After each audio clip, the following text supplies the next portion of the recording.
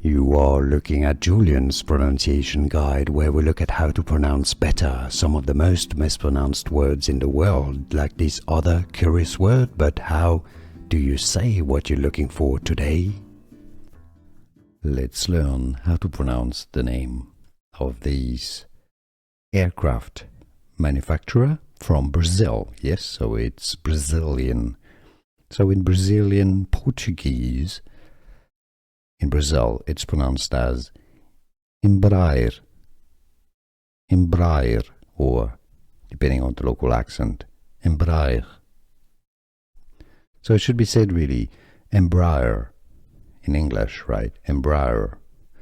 But it's generally pronounced, the pronunciation in English is usually just normally as Embraer, Embraer, rather than Embraer.